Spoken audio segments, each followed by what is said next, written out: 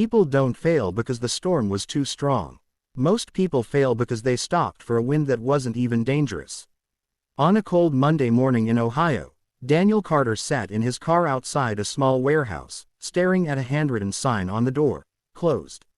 Owner couldn't keep up. He swallowed hard. 2 years earlier, that sign had almost been on his door. Daniel wasn't born successful. He grew up in a quiet town where dreams were discussed quietly and abandoned loudly. His father worked in a factory that shut down when Daniel was 16. His mother cleaned offices at night. From the start, life didn't hit him with hurricanes, it hit him with small wins. A teacher once told him, "You're smart, but not exceptional." A friend laughed when Daniel said he wanted to start a business. A bank officer smiled politely and said, "Maybe try again in a few years." None of these moments destroyed him. But each one slowed him down. That's how most dreams die. Not from one big disaster, but from thousands of tiny doubts. After college, Daniel tried launching a small logistics company. Nothing fancy. Just trucks, deliveries, and long nights. The first 6 months were brutal. One truck broke down. A client paid late. Another client left. His phone rang less and less. Every setback felt like a sign. People around him didn't help. "You sure this is worth it? Maybe you should get a stable job. At least until things settle down." Small wins. Not strong enough to knock him down. Only strong enough to make him stop walking. One night, exhausted and frustrated, Daniel visited his grandfather, a retired farmer who had lived through droughts, recessions, and the loss of almost everything twice. Daniel complained about the delays, the critics, the money problems. His grandfather listened quietly, then said something Daniel never forgot. "Son, a strong tree doesn't worry about the breeze. Only weak roots panic when the wind whispers." Daniel didn't fully understand that night. But he remembered it. The next morning, something changed. Not outside, but inside him. He stopped reacting to every comment. Stopped explaining his vision to people who didn't ask.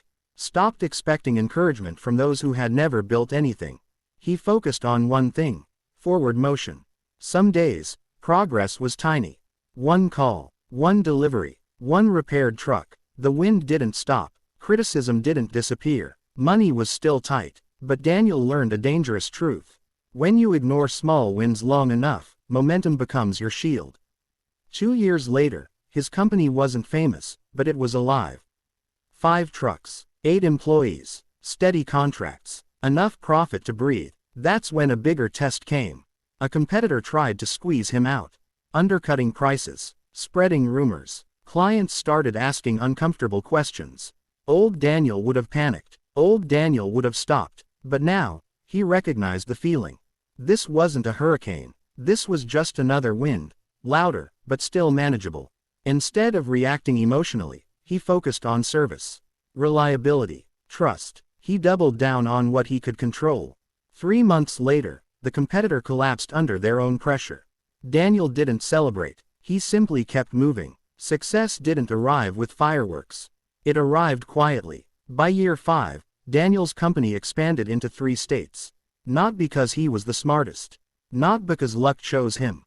But because he refused to stop for small wins. Looking back, Daniel realized something most people never do. Life will always test you before it rewards you. And the test is almost never dramatic. It's subtle. It's the comment that makes you doubt yourself.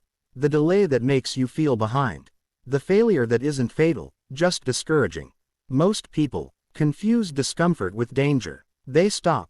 Not because they can't continue, but because continuing feels uncomfortable. But growth lives on the other side of ignored discomfort. Daniel now mentors young entrepreneurs. They often ask him the same question. What's the biggest mistake beginners make? He always answers the same way. They treat small wins like hurricanes. He tells them stories of almost quitting. Of nights filled with doubt. Of moments when giving up would have been easier, and socially acceptable. But easy, he says, is expensive. You pay for it with regret. The world doesn't reward talent alone. It rewards endurance. And endurance isn't built by avoiding storms. It's built by ignoring the winds that don't matter. Today, Daniel still faces problems. Bigger ones, actually. Lawsuits, expansion risks, Market shifts, but his mindset never changes. He asks one question before reacting. Is this a storm, or just wind? If it's wind, he keeps walking. Because he learned the truth most people never do. Small wins are not obstacles.